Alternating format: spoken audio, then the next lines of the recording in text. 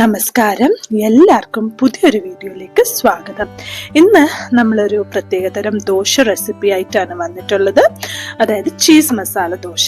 അപ്പൊ എല്ലാ പ്രാവശ്യവും പറയുന്ന പോലെ എല്ലാവരും വീഡിയോ ഒക്കെ കണ്ട് ഇഷ്ടമാവാനെ ഒന്ന് ലൈക്കും ഷെയറും സബ്സ്ക്രൈബും ഒക്കെ ചെയ്തൊന്ന് സപ്പോർട്ട് ചെയ്യുക.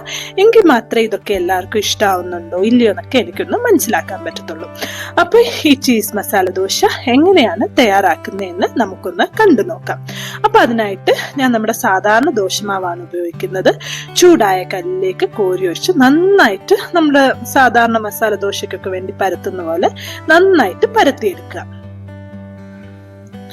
അങ്ങനെ പരത്തിയ ശേഷം അതിന്റെ പുറത്തേക്ക് ഒരൽപ്പം ചീസ് നമുക്ക് എത്രത്തോളം ഇഷ്ടമാണോ, ഇപ്പൊ ഒത്തിരി ചീസ് ഇടുന്ന എല്ലാവർക്കും ഇഷ്ടമാണെങ്കിൽ അങ്ങനെ ഇടാം. ഞാനിവിടെ ഒരു അല്പമേ ഇട്ട് കൊടുക്കുന്നുള്ളൂ. അത് വെതറി കൊടുക്കുന്ന കൂട്ടത്തിൽ തന്നെ ഞാൻ അല്പം സവാള വളരെ ചെറുതായിട്ട് അരിഞ്ഞത് കൂടി നന്നായിട്ട് വെതറി കൊടുക്കുന്നു. പിന്നെ ഒരല്പം മല്ലിയില കൂടി ചേർത്ത് കൊടുക്കുന്നു. പിന്നെ ഇതിന്റെ പുറത്തേക്ക് നമ്മൾ സാധാരണ ദോശയ്ക്ക് നെയ്യാണെങ്കിൽ നെയ്യ് അല്ലെങ്കിൽ എണ്ണയോ എന്തെങ്കിലും ഒന്ന് ഒഴിച്ചു കൊടുക്കുക. ഞാനിവിടെ ഒരല്പം നെയ്യാണ് ഒഴിച്ചു കൊടുക്കുന്നത്.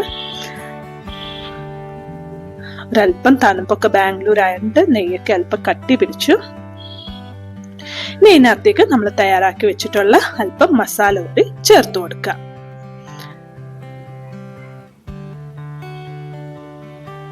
ഇതിന്റെ പുറത്തുകൂടി ഒരല്പം നെയ്യ് ചേർത്ത് കൊടുക്കുന്നു.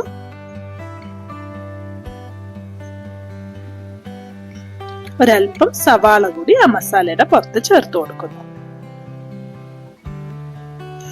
നന്നായിട്ട് മൊരിഞ്ഞു വരാനൊന്ന് വെയിറ്റ് ചെയ്യുക. ഇപ്പൊ ഏകദേശം നമ്മുടെ ദോശ നന്നായിട്ട് മൊരിഞ്ഞു വന്ന് തുടങ്ങിയിട്ടുണ്ട്.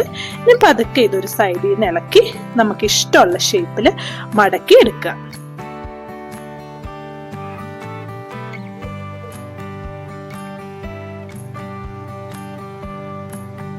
ഇപ്പൊ നമ്മുടെ ദോശ മൊത്തത്തിൽ നന്നായിട്ട് മൊരിഞ്ഞിട്ടുണ്ട്.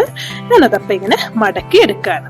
അപ്പൊ ഈ ഒരു ദോശയുടെ പ്രത്യേകത എന്ന് വെച്ചാൽ നമുക്ക് തിരക്കൊക്കെ ഉള്ളപ്പോൾ ഉണ്ടാക്കി കഴിഞ്ഞാൽ നമുക്ക് പ്രത്യേകിച്ച് ചട്നി ഒന്നും ഇതിന് വേണ്ടിയിട്ട് അരച്ചില്ലെങ്കിലും കുഴപ്പമില്ല. ഇച്ചിരി ഏറെ ചീസും ആ ഒരു സവാള പച്ചക്ക് കിടക്കുന്നതിന്റെ ആ മസാല എല്ലാം കൂടി ആകുമ്പോൾ പ്രത്യേകിച്ച് കറികളോ ചമ്മന്തിയോ ഒന്നും ഇല്ലെങ്കിലും നമുക്ക് പെട്ടെന്ന് കഴിക്കാവുന്ന ഒരു ദോശ റെസിപ്പിയാണ്.